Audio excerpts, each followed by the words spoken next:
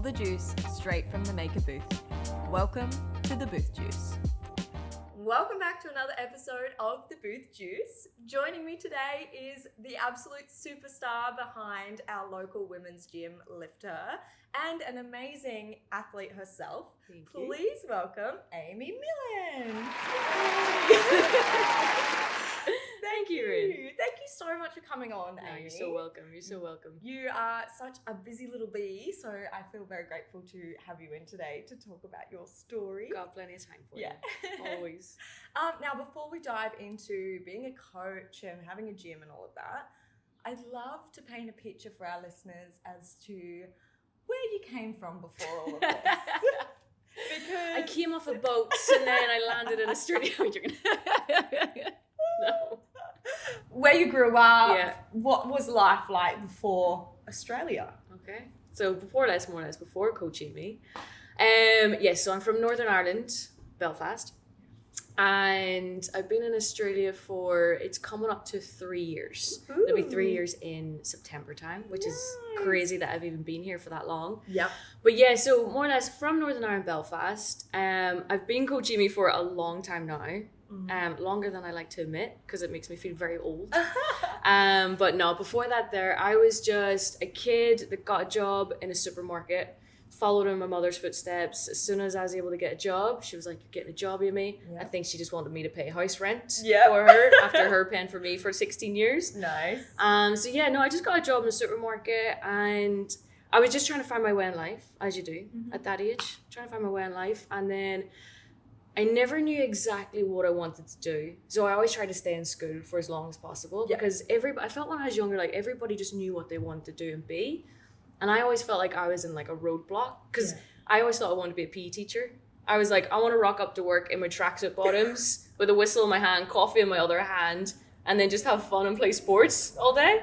Perfect. But the school I was in, it was like working class. It wasn't like a fancy school or anything. So the school I was in didn't have the qualifications that I needed to then go to like university, to then do like the PE side of like coaching and then teaching. So then I hit roadblocks. I was like, right, okay, I just want to get money in my pocket. So I got a job. Just got a part-time job. My mom helped me get it because she already worked in the supermarket. It's called Tesco's. Yeah. Kind of like Coles. Cool. So yeah, got a job in a supermarket and then I started working there. But that supermarket became like kind of like my safety net for me trying to get through doors of other ways of wanting to get into doing something that I wanted to do and love. But so as I worked there, I was working there for that long. I was literally trained in every single department. I was like baker, checkout operator, online shopper. I was a fishmonger, meat cutter, everything. Oh like I've got tricks of the trade. Of course you were. Literally. Like I don't see you doing anything half-assed. So no. Yeah. Well, that's the thing too. So I used to be so bad at this. When I was younger, I didn't have much self-belief. And I wasn't actually that confident. Right. So, and this is always stuck with me. My teacher always says to me, "You're half a job, Millen." Okay? So I always actually did things half-assed. And then it wasn't until I got, when someone calls you out and then you get really offended and you're like, what the heck? Yeah. And it wasn't until they said that to me and I was like, you're absolutely right. Like I'll always do bare minimum to get by. Like even with my exams in school, I was like, I said to the teacher, what's the bare minimum I need to do to pass? They told me and that's all I did. Where everybody else was doing always that little bit extra, but that little bit extra always got them to the places where they wanted to be. Yeah. Where I always just did enough to get by and be like, well, I still passed, didn't it? But I skipped like a whole section of say your coursework. So that really stuck with me. So then whenever I was in Tesco's, I was like standing one day behind the meat counter and I was like, this can't be my life. And like my mom worked in supermarket whole life and I love her and she's a hardworking woman. And I was like, that I don't want that for my life as well. Like I felt like I just want to be something more and have more meaning into my life and purpose. So I was standing behind the meat counter on my phone. Shouldn't have been on my phone in work as it is. And I was like, how do you become a personal trainer? And that was it. Amazing. And that started it. So then obviously like Google search, everything came up and it was like earn up 6 figures a year, personal training, perfect lifestyle. Oh my God. I was like, you can earn that amount of money being a personal trainer? You mad? Yeah. Sign me up. Yeah. So because I lived in Northern Ireland, and this was like when I was 18, which is a lot of years ago, maybe like 17 years ago now, there wasn't that many resources in the country, so I had to move to England. Yep. So I moved to Manchester, got my PT course, right? Congrats. But now I was still in Tesco's part-time because it was like my safety net. Yep. I still needed money in my pocket. I still had like my car loan, phone bills, Mm-hmm. drinking money at the weekend. Oh, yeah. Yeah, you still needed that. Absolutely. And so yeah, went to Manchester, did my PT course, and it was guaranteed, you were guaranteed a job off this course as well. Cool. So when I moved back home, I went into like a big franchise gym. It's kind of similar to like Anytime Fitness. You guys have Anytime Fitness here? It was called Pure Gym back home. Big franchise gym. And the deal with gyms and coaching is you either pay them gym rent, so you pay them X amount of money a month to work there to coach your clients, or you can work for free. Yeah, right. So because I didn't have any clients, I didn't have any money. So I was like, all right, I'll do the hours. So it was like 15 hours. You had to do 3 5-hour shifts of like cleaning equipment, taking classes back to back. So one of my shifts, for example, was taking 45 minutes of like legs, bumps and tums, then jumping into a 30-minute spin session, then jumping into a 20-minute ab blast. And then after that, you had to clean all the equipment, everyone else's sweat marks. That is wild. And because I didn't have any money, I was car sharing with my mum. So I'll always remember this. And I probably only remember this because it's a Facebook memory. It comes up every year and it always puts into perspective of where I started to where I was.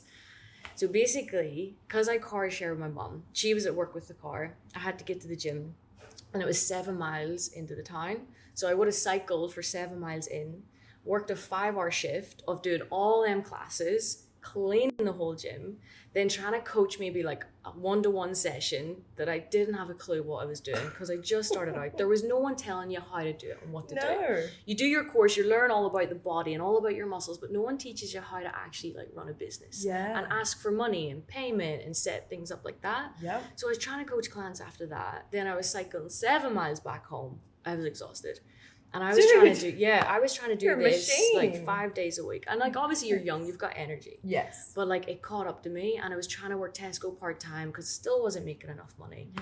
And then I just remember one night, my mum was like, Amy, you just look really sad. And I burst out crying in the car. I was dropping my mum off to like a Christmas party. And I was like, Mum, I just don't know what I'm doing in life. I'm really trying to do this. And I feel like there is something there, but there was no role models. Or like Instagram as well at that time was just a photography app. It wasn't filled with these great coaches that you could follow around the world and get advice from, or like business coaches and things like that. And I was just trying to find my way. And I was like, I do not know what I'm doing.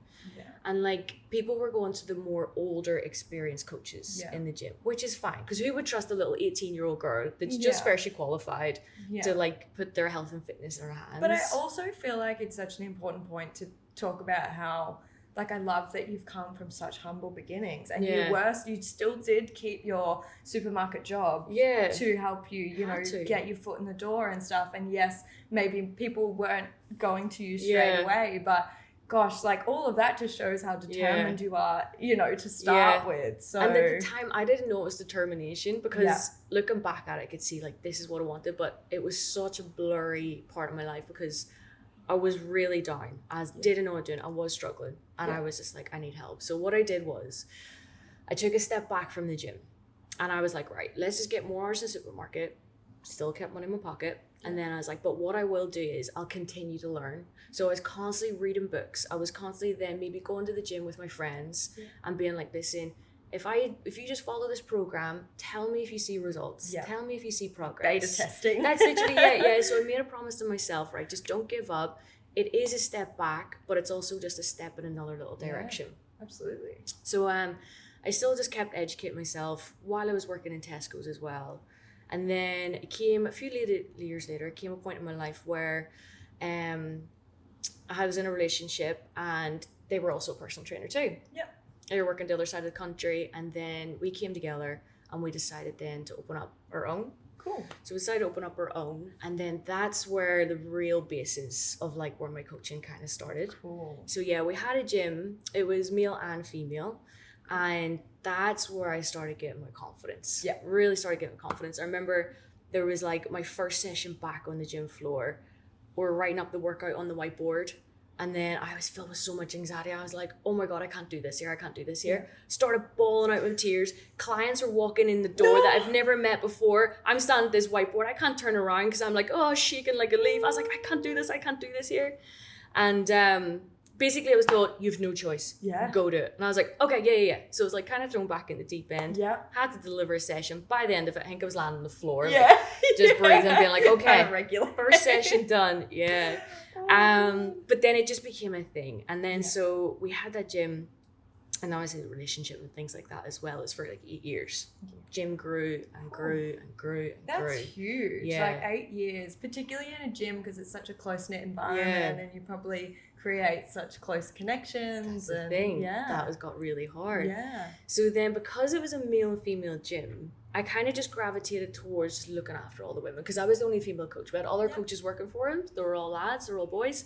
So obviously all the women then just sort of gravitated towards me with just like little issues and things like that. And I created like really good bonds with them, and a lot of them became really good friends. Yeah. And girls I would still talk to this day back home and that as well. And that's where my confidence then grew as a coach because I started then working more hours, and it got to the point then I was actually able to step away from Tesco's and just start coaching full time. That's so like cool. coaching full time. Yeah. That's cool. Coaching full time though, but it was long. It was 6 a.m. to 9 o'clock at night. Like it was a big operation. Huge. Essentially, yeah. And it was just that repetitiveness of just being like, just show up and do like there's like some, obviously the coaches, they would say like, you're not qualified until you did 1,000 hours in the gym floor. And like, that's where you learn, and that's where you how to like deal with your everyday people, because not every person is the same. Yeah.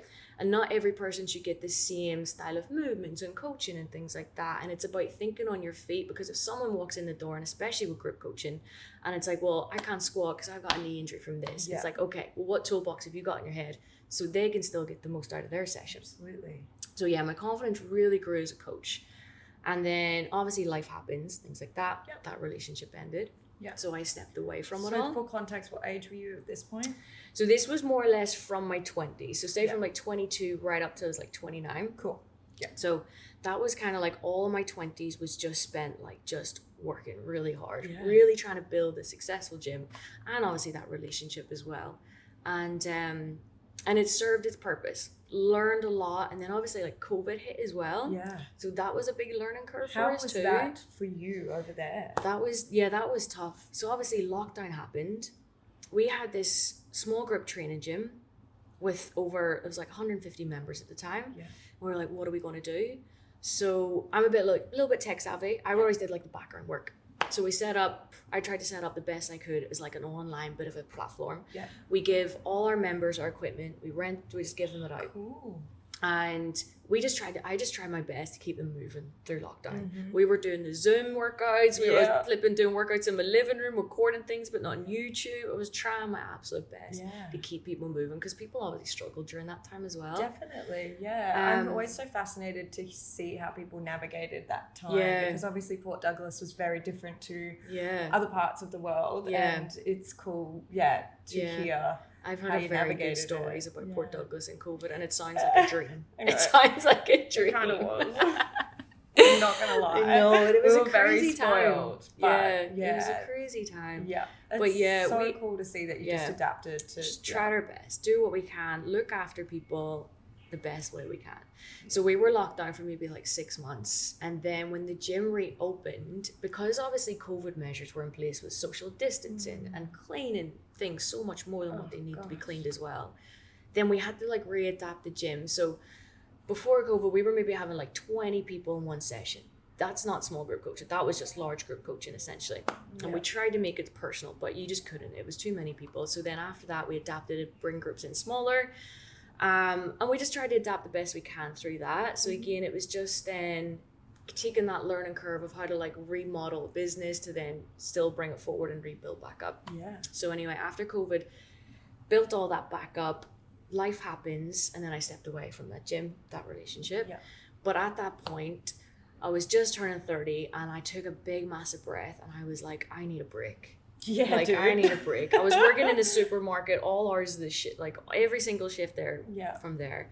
Then I tried to do obviously the franchise gym, couldn't find my way there, went back to the supermarket, did this gym then for like 7-8 years. Yeah.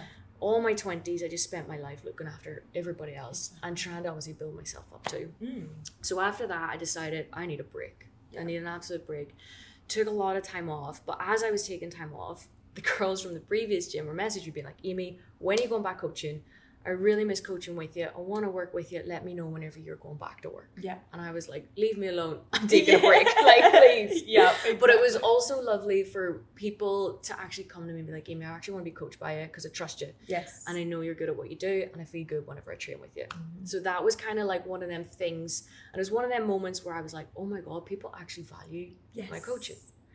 And that was a big confidence boost for me because I was like, people actually still want this. Yeah. Where I was obviously then, confidence was shot. I didn't know what I was doing.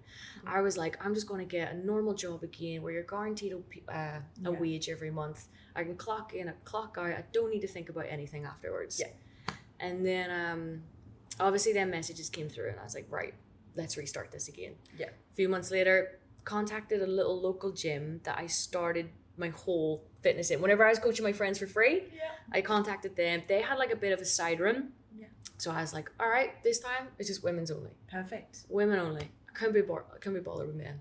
Yeah. To me, no offense, guys. Yeah. it just bores me training men. Yeah. Men show up to the gym, they get strong, they have a good session, they leave. Yeah. When you coach women, it's like a jigsaw puzzle. It's like, okay, how are you feeling today? What's actually going on in your life? Women have a lot more stress about always looking after everybody else. Yeah. Whenever they step foot in the gym, that's the only hour they probably have for themselves in that day as well. Exactly. And they've just got... And they're lucky to even get there. That's the thing. If they even get there too, that's massive. So yeah, coaching women for me, it means more to me because I feel like I can relate to them a lot more. I can't relate to a man that can just show up, get strong and get results. Yeah, like exactly. Like, and there's space for them in other areas. Yeah, you know? But 100%. For you, you're that's the thing. Honing in your skills, and that's what you've got to offer. Absolutely. Yeah. Like it's rare to actually see just a women's only gym. Like many like towns and cities you've gone to, it's rare. You maybe have like one, and that's it. We have all these other places that obviously men can go to, and that's all good. So yeah, I started just women only. A few of my clients came from that gym, which is great. So I had a really good start, built my own little community in this side little room of this gym. And that really filled my cup back up again. I was like, do you know what? This is just so natural to me now. I'm so confident what I'm doing. I've learned all the mistakes in the past. I know how to set everything up now. So I was doing that and it was great. I was enjoying my life. And I said to myself, right, now's the time of my life where I'm single again, business is going well. I want to take a few things off from my own life, my own personal life, like bucket list things. For sure. Like a girl's holiday. I've never did a girl's holiday before in my 20s. And I was like, right, I'm 30, I'm going to do this. Yeah. So I started taking on things off my bucket list. Went skiing, girls' trips, little trips here and there. Good. Yeah, just traveled a little bit more. And I loved it. Yeah. And I was able to do that because obviously then my business was doing really well. And it was good. But then I kind of got to the point where there was one last thing to take off on my bucket list.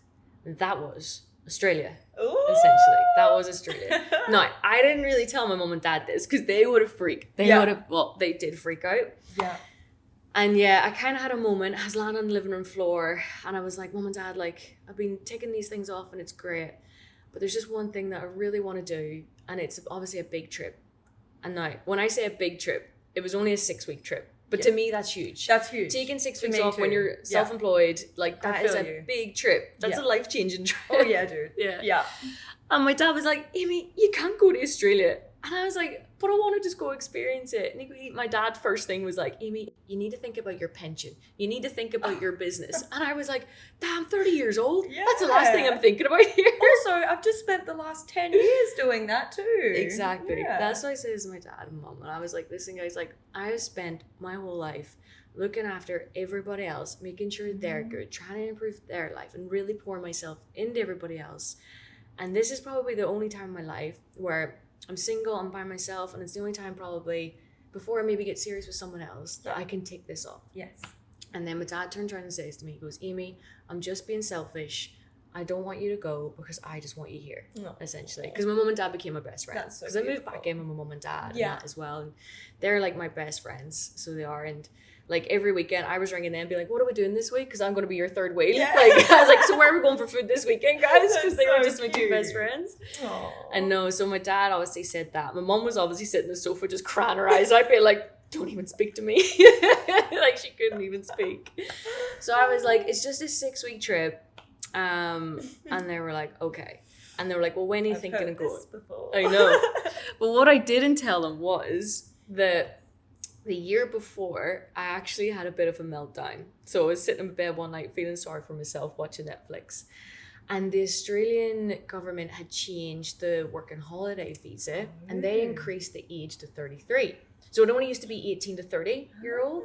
Because I hit my 30, whenever they brought this in and they increased it to 33, I was like, well, this is my chance. If I want to go to Australia, I can get a working holiday visa and then I can go. Yeah. So mental breakdown in my bed, plan for a visa, being like, I hate this country, I want to leave. I want to go to the sunshine. I don't like the winter. Yeah. Applied for the visa. Next morning I woke up to an email and I was like, what is this email? And it was the visa that was granted. And I was like, oh, right, okay. Anyway, so the visa was granted in like September. Yeah. And I was like, okay, well, maybe I'll go at the start of the year. I'll spend Christmas with my parents. I'll go at the start of the year. But then a ski trip opportunity came up. Cool. Never been skiing. I want to go skiing with my friends. So I spent my money skiing with my friends. Take that off the list. Take it off. Yeah. Then it was my mum's 60th birthday party. I couldn't leave before my mum's 60th birthday party. Yeah. No, you could not. No way. Absolutely not. Yeah. Threw her a big surprise 60th birthday party. It was great. Then another holiday came up with my friends and I was like, I just want to do this here. Yeah. So anyway, I got to the point after everything had happened. I was like, it was like August time. So this visa was about to expire. Yeah. The visa was going to expire the following September. And I was like, if I don't do this now, I'm going to waste a good opportunity. Yeah. So that's when that conversation happened with my parents. And they're like, well, when do you think of going? And I was like, well, my visa expires in September. And they're like, what do you mean a visa? You've already applied? And I was like, well, I kind of applied last year, but I didn't think I would go because everything else was coming up. But it's going to be a wasted opportunity. I don't know what I'm doing.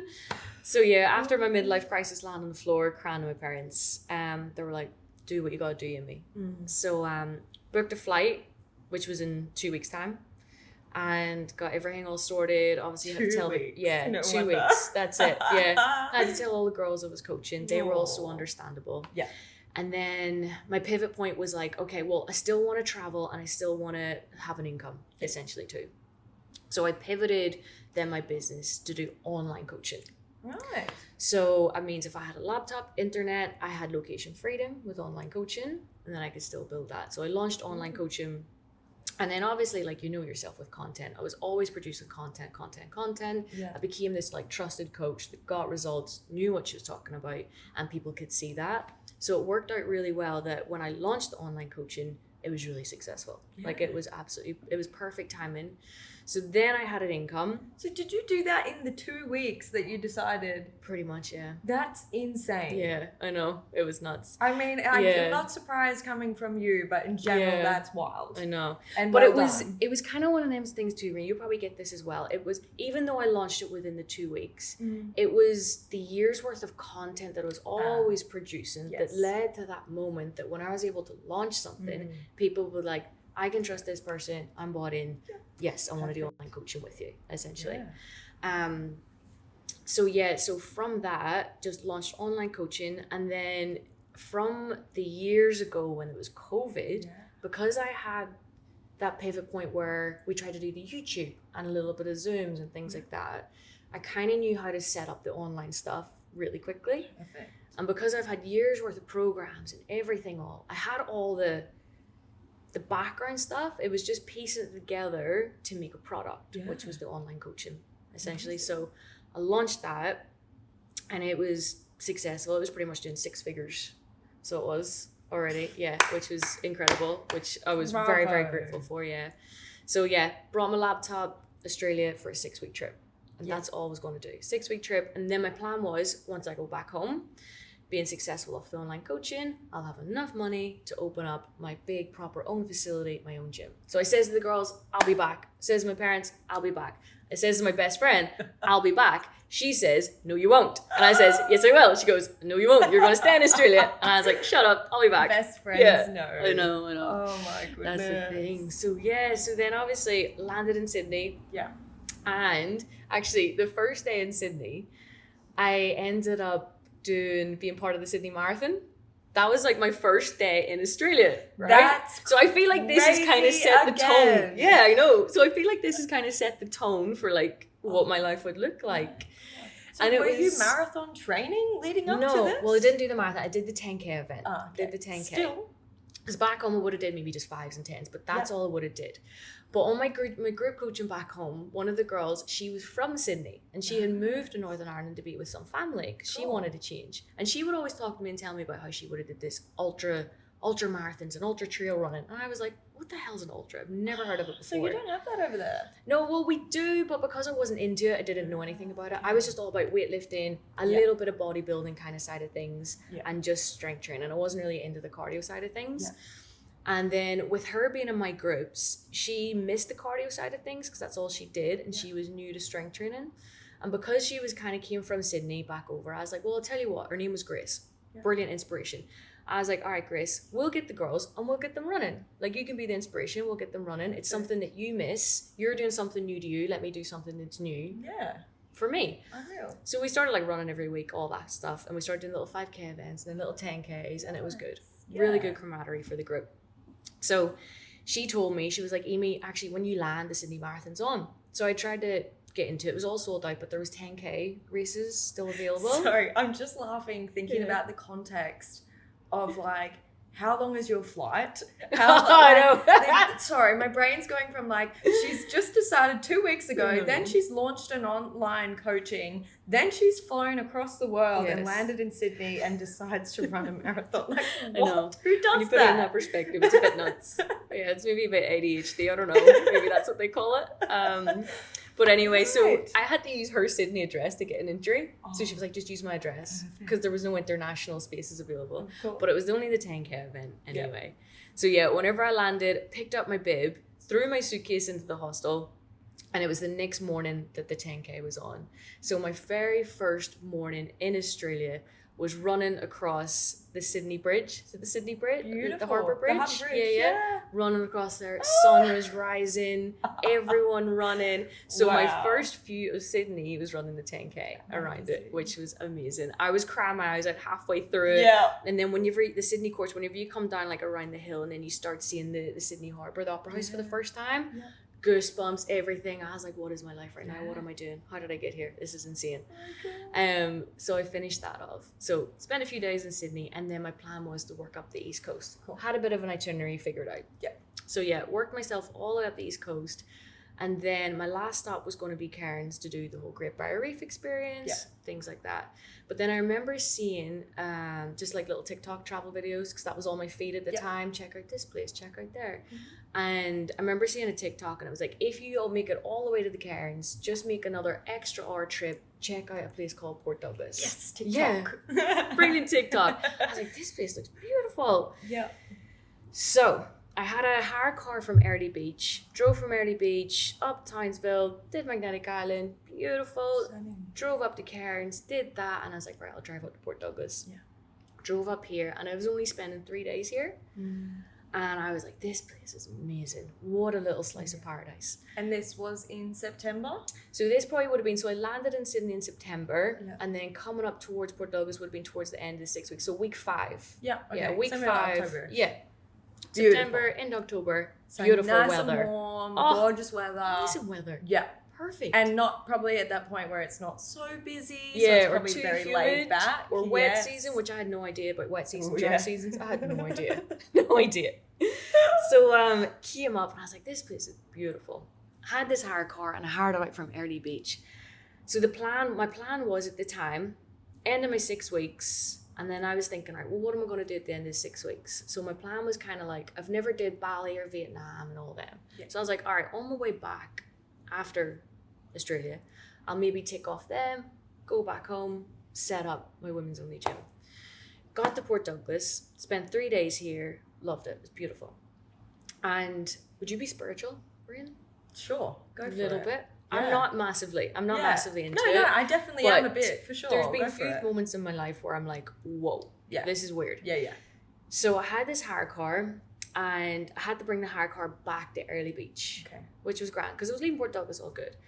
And I was driving, it was a Sunday, and I was started at the range, I was driving down the range, and I kept looking in my rearview mirror, and I was like, Port Douglas was beautiful, love my time.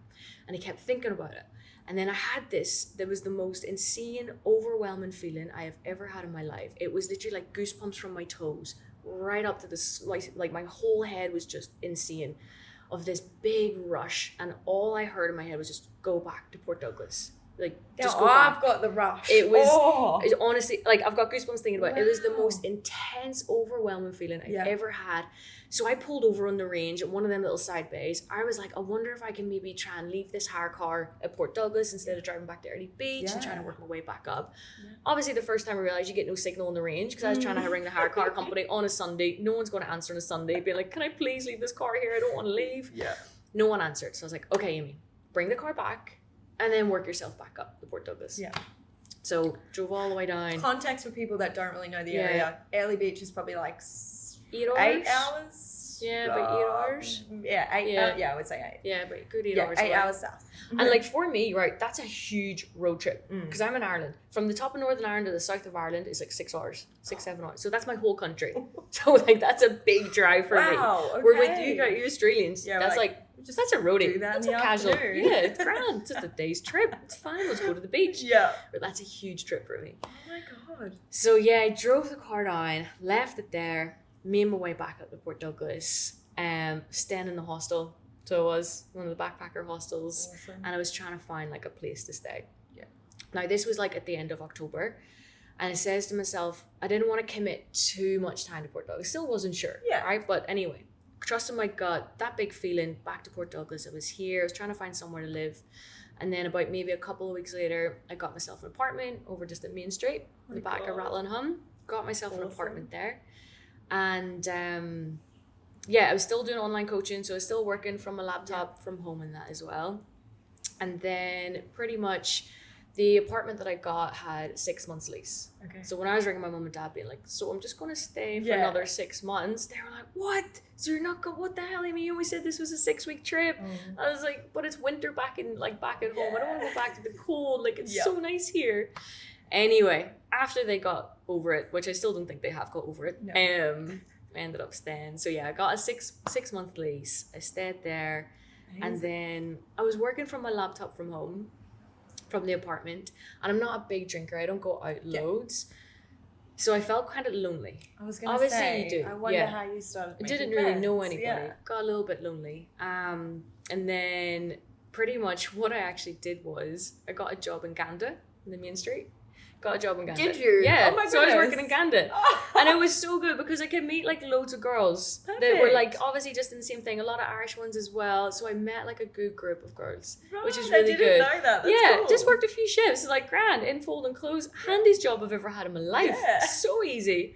Anyway, but because I had the online coaching thing, it wasn't because I relied on that job. So it felt easy. Like I was just showing up kind of thing. It wasn't like, oh, I have to be here and working. So it was kind of nice, light, just to be somewhere to work, but not feel like you needed it, essentially. So I met a really good bunch of girls. And then from that, I obviously met Matt, my partner. So I met Matt in Port Douglas, and I started there and just building our own little life. Met Matt. He ended up moving in with me. Nice. Our relationship. What does Matt do? He's a plumber. Yes, he's a plumber. Hydro track. He did say for me to plug it. Nice. Go and follow. I'll put it in the show notes. So I met Matt, and then we just kind of started building this little life up in Port Douglas. We had some friends. We had Matt. He moved in with me. And then obviously, as me and Matt were building our relationship, we were kind of thinking like, do we stay in Port Douglas or do we leave? Like, what do we do? And then whenever we were training one night in Port Douglas gym, we were just leaving the gym, and I was obviously telling Matt like what I would have did back home and things like that. It was actually really funny. I'll tell you this story. Mine and Matt's first date, we actually didn't know much about each other. We just knew each other's names. We didn't know what we did for jobs. We didn't know anything, right?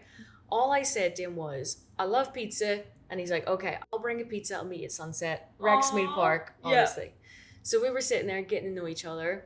And I asked him, like, what does he do? He said he's a plumber. And I was like, is there anything else that you've always wanted to do? And he says to me, I've always wanted to open up a gym. And I was like, oh. And I was like, yeah, it was so weird. And I was like, I might know a thing or two about gyms. And he's like, why, what do you do? And I'm like, well, I'm a personal trainer. And I have been personal trainer for 15 years at this point. And he was like, shut up. And he didn't believe me. So I was like, no, I swear to God, this is what I do. And he goes, prove it. So obviously I had to show him the whole Instagram. I was like, here you go. There's my Instagram. These are my clients. And he was like, what the hell? This is nuts. Yeah. So that was weird that obviously that was one of mine and Matt's first conversations. And I was like, well, I just do online coaching at the minute and that as well. Crazy. And also, sorry, quick question. How long was Matt here? Like, has he always lived in Port Douglas? Or no. Did he come from somewhere else too? Yeah. So Matt's from Adelaide. Oh, well, there you go. Yeah. Okay. And what he was doing was he was wanting to do a lap of Australia. Okay. So he had his caravan. And when he got to Port Douglas, he stopped to stay here to work for a bit. Yeah. And then he was going to move on. So obviously I did my 6-week trip, stopped in Port Douglas. It's so weird. It's like all the signs are aligning. Yeah. So obviously me and Matt met each other. He sold his caravan. We decided to stay here because we were in two minds of like, do we maybe go to Sunshine Coast, Brisbane, a little bit more going on for job opportunities and things like that. And then we were training one night in the PD gym and we came out and we seen this big lease sign in the front of where LiftHer is now. Yeah. And then I was like, Matt, do you think like something like this could be possible here? And he's like, Amy, you can do anything. Like you can do anything you want. Like with what you've told me, you know exactly what you're doing. You've got that credit behind you. There's absolutely no reason why you can't do it here. That's so nice. I know, which he's very supportive. Yeah. He's the most supportive person ever. And so I was like, okay, let me look into this. So we went and viewed the space, the shop, and I was like, I think I can make this work a little bit. I think I can make this work. And then I was like, let's do it. Let's do it. Yeah. So the funny thing was, so from my little job in Ganda, that was my first Australian job, right? Where I was getting Australian dollars. Yeah. So all the money I got from Ganda and my wages was going into my Australian bank account. So what I did was, all the equipment that I opened LiftHer with was from the money that I made from Ganda, essentially. So that was my budget. I was like, this is my budget. This is what I'm going to buy. Like all the equipment, I budgeted it all out. Now, fair enough, I budgeted it all out. Spreadsheet, barbells cost this, dumbbells cost this, racks cost this. Cost a lot of money. The one thing I didn't budget for living in Port Douglas was the shipping. Oh no! The shipping can get you. Oh my god! So when you're ordering 500 kilo, half a ton of weights to get them shipped to Port Douglas, it cost the equivalent of the actual plates, and I was like, what have I done? I haven't like thought this through completely to like the shipping. So that was a big spanner in the works. Wow. I was lucky enough, again, just more research and then a few like random website offers and that. I was able to get it sorted, which was all good. So we took the lease on and Matt was like, okay, you're going to do this. I'll set my plum business up. We did that. So that was why we stayed in Port Douglas. Awesome. We were going to be like, if we stay in Port Douglas, we're going to commit. Yeah. I'll do this. He does that, essentially. So, so created LiftHer, started off really, really basic. Yeah. And what year was this again? So this was 2024. 24. Yeah, 2024. Amazing. Basically, I'd been in Australia for 1 year. Yeah. Been in Australia for 1 year, and then I opened LiftHer. Amazing. Yeah, opened up LiftHer. Yeah. Which is pretty cool. So opened up LiftHer. Now my biggest thing was, I was saying to Matt, I was like, Matt, I am opening the gym up in a country I'm not from. I am not Australian. I actually don't really know. I knew about 3 or 4 girls from Ganda. Yeah. I was like, I know about 3 or 4 girls in this town. Don't know any locals. I'm probably like, I don't even know if this is going to work. Yeah. But what I'm good at is obviously just like marketing and sales. Dude. And I have like 10 years worth of like proof that I can prove that I'm a good coach. So this is where I come onto the scene. Yeah. Well, actually, my mum. Yeah.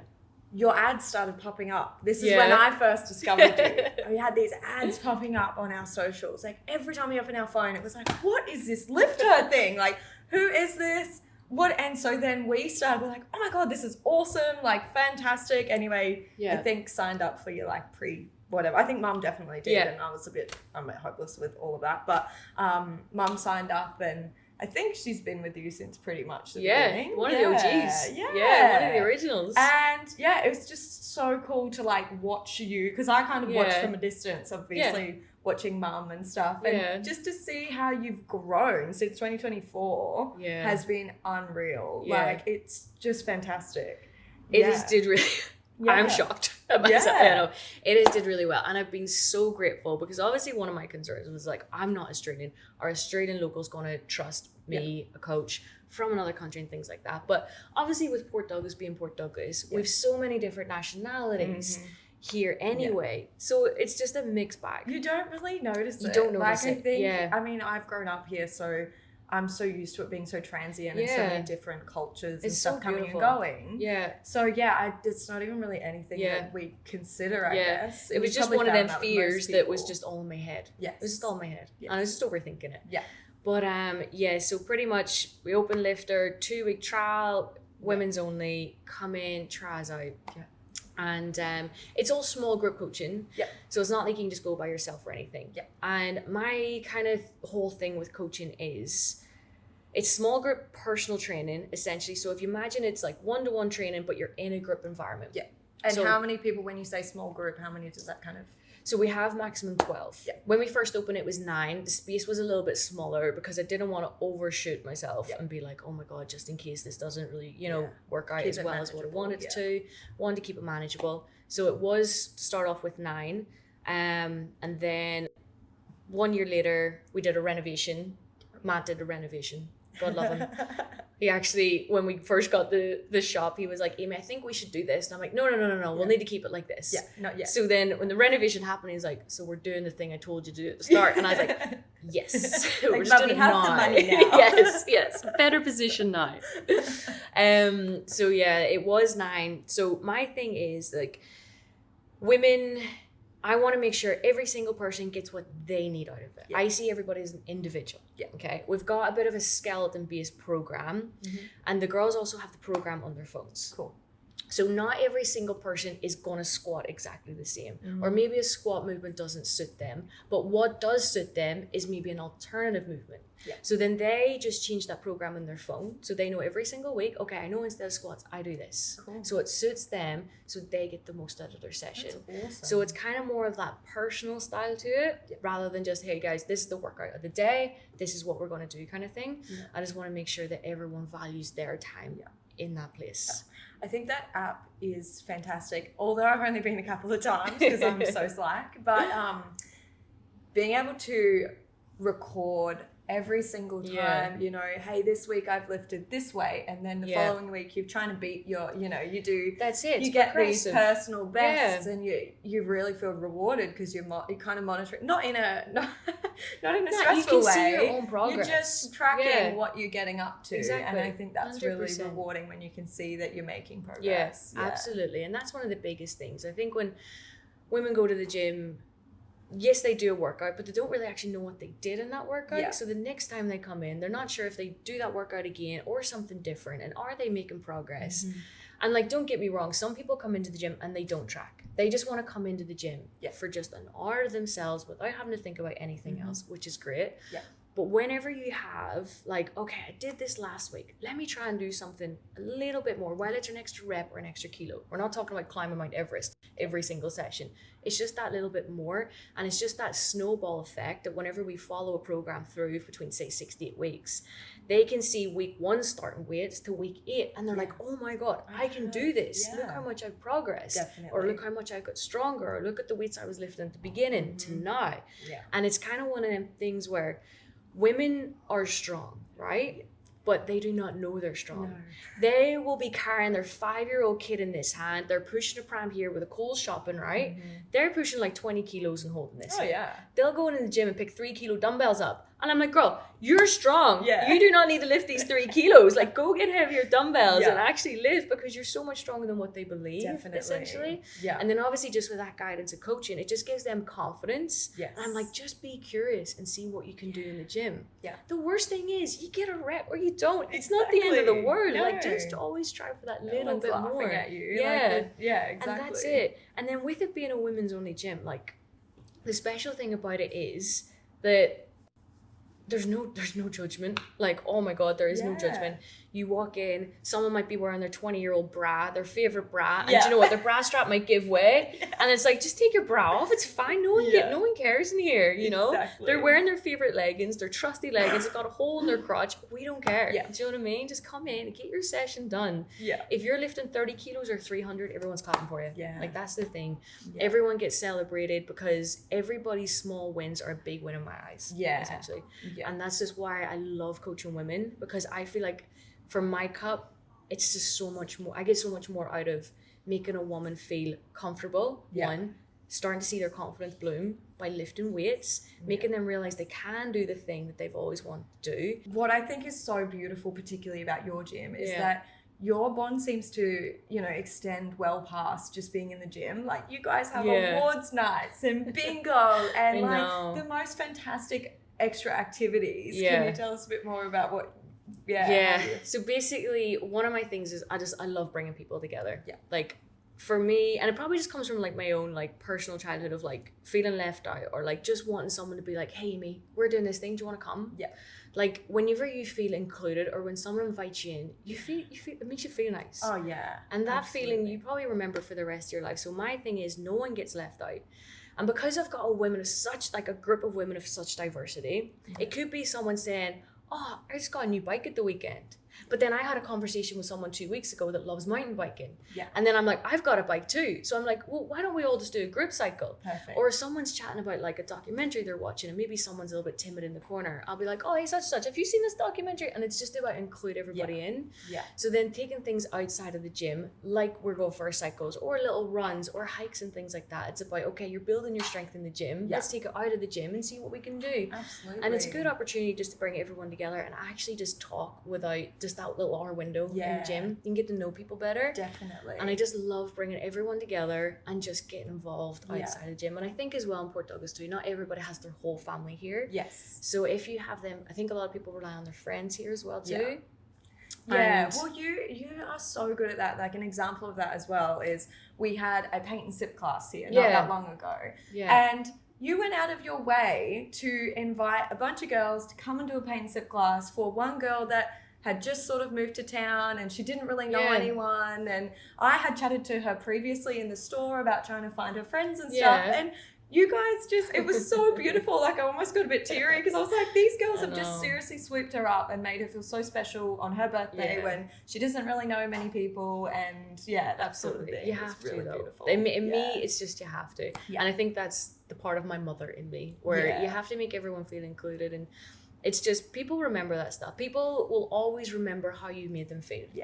Absolutely. And I just always want to make people feel good, included, and it's just nice to bring people together as well. And that's one of the biggest things that I love doing as well. And just celebrating other women, celebrating their achievements, what they're doing with the awards night. We have an awards night every year, it's usually around Christmas time.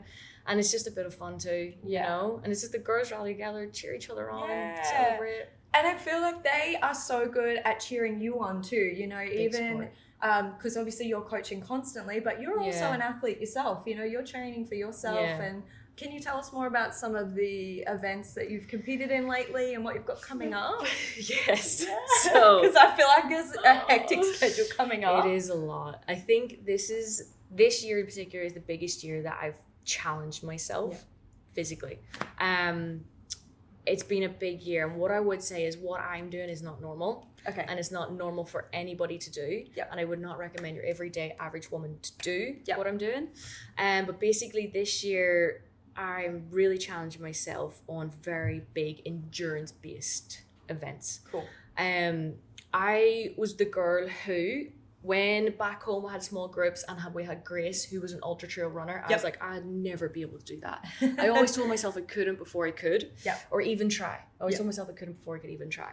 So I remember trying to do them 5Ks, and there's video evidence of me crying because I couldn't run a 5K. I got so frustrated with myself, I always beat myself up. It was negative self-talk in my head. And last year, I started getting involved in the whole like triathlon-based sports. New to me. Absolutely new to me. Road bikes, swimming. Oh my gosh, swimming. We don't swim back home. We don't swim in the UK. That we don't. You Australians are brilliant swimmers. We do not swim back home. So that was new to me. Then obviously running longer distance, very, very new. So last year I did my very first triathlon, which was the Cairns Ironman 70.3. Yeah.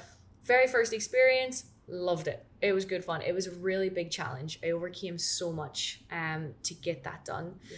And it was a lot of just sort of mental work on being like, listen, just accept exactly where you are and work on that. Yep. And it's okay. Because if you put in the work, then you will get to where you want to be, essentially. So I did that and I've got the bug. So this year, I did the Cairns half Ironman again, so the Cairns 70.3 in June. And then from that, I got qualified for the World Championships. Congratulations! It's in September time. Yep. Which isn't too far away. So that's in France, in Nice. Yeah. And I can't wait because my mum and dad are going to be there. Yay! And my two best friends from back home are going to be there. So it's going to be an emotional roller coaster. That's amazing. Yeah, and how long will you be in France for? It's only a 6-night trip. Okay. Very in and out. Yep. Yeah, very in and out. It's going to be a very short trip, but I can't wait for it. So that's in September. Last weekend, I did the Cairns full marathon. So that was my very first full marathon. Amazing. Off the back of that, felt amazing. Really happy with how I paced myself. Yeah. That video of you gets me all choked up when you're running and you're like, how was my swim? Oh, from that, I know. Yeah, it's went crazy. Gosh. It's went silly viral. Yeah. So it has, It was he's almost, a huge you weren't support. tracking it or something. Yeah, my you watch have to didn't go work. and watch it, guys, Yeah. if you're on there. But basically, she wasn't tracking it. She quickly asked Matt, what was my time? And she almost did like a double take of like, wait, what do you mean? Like, I couldn't and believe they kept it. running. Yeah. It was just like, oh my God. So, I know. Like, yeah. I am not a swimmer. It's my weakest point. Like, I'll try and keep going. And obviously I had a big fear of open water swimming, especially in far north Queensland. Oh, yeah. It's very daunting. Open water swimming, and poor Matt, like, we were up at the lakes, Lake Boreen, the weekends before, practicing with a wetsuit on. He was in the kayak and the paddle boards beside me. I was trying to swim. I was throwing a hissy fit, being like, what am I doing this for? Struggling.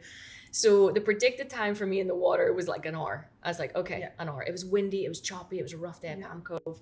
My watch, I didn't track it properly. I had my goggles on. I couldn't see what I was doing with my Garmin. I was trying to get in the water and I was just trying to swim. So whenever I got out of the swim, I couldn't see Matt. So I just ran straight to my bike, and then obviously I was cycling up the range and back down. So the first time I seen Matt was when I got off the bike and started my run. Okay. So I ran towards him, trying to figure out what my time was. And I was like, what was my swim time? And he goes, 45 minutes. And I was like, shut up, no way. Like, I was like, oh my God, that's insane, which is huge for me. Yeah. No, really good people would probably do it in like 30 minutes. No, but still 45 minutes was a huge win for me. So that fired me up. I was like, I need to run. Yeah, so I just started running. Yeah, I was like, I couldn't believe it. Matt couldn't believe it. He was so in shock because he was expecting me to be out of the water for another 10 minutes. So he was off getting coffee. Oh, so he was. That's why I didn't see him coming out of the swim. Of course. He was away. Yeah, right. So so when I did first see him, I couldn't believe it. And he was like, we can't believe it, you did it. I was like, we did it. I've already won and I haven't even finished the race. Amazing. So yeah, finished that race anyway, and then we got qualification for the World Championships in France, and off the back of the marathon. So then the next event coming up is the Run Port Douglas, which is happening for the second time. Yep. So I've seen you've been a bit of an ambassador for that. Yeah, which is absolutely fantastic. So last year was its first year running. Yep. This year is its second year running, and they've already sold 100% more than what they did last year. So it's going to be a huge event this year. And for people that don't know what that event is, what can you explain? So basically there's a 2-kilometer run, little like junior stash as well. There's the 5 kilometers, 10K and half marathon distance. Awesome. You can choose any distance that you want to do. And obviously it's all around beautiful Port Douglas, and you finish up on 4 Mile Beach at the finish line, which is amazing. So it's going to be an incredible, very busy event this year, which is going to be amazing. So even if you're not taking part in it, just get out there and support. Because it's such a good atmosphere just watching people do amazing things. Like your everyday people take on these challenges and they try and run it, and it's so heartwarming to see everyday people just get out there and just take part and enjoy. So it's going to be a really good event, and that's on September the 5th. Okay, September 5th. September right, 5th. Calendars. Yeah, it's going to be a fantastic event. I can't wait for it. Hopefully the sun is shining this year. It was a little bit rainy last year, but hopefully the sun will be shining this year for it. So that'll be fantastic. So yeah, we've got that. The week after that is France World Championships, and then after that I'm in doing the Nike Melbourne half marathon as well, which will be quite fun. Amazing. The finish line is in the MCG. Cool. Never been to Melbourne before, so that'll be a new experience. Take another box. So that'll be a new experience for me. Yeah. And then the week after that is a full Ironman. Cool. Full distance Ironman. Oh my God, which I'm kind of training for at the minute. Yeah, which is scaring the pants off me. Yeah. But let's just try and do You'll it. be fine. Yeah, just got to show up to that start line and just get through it.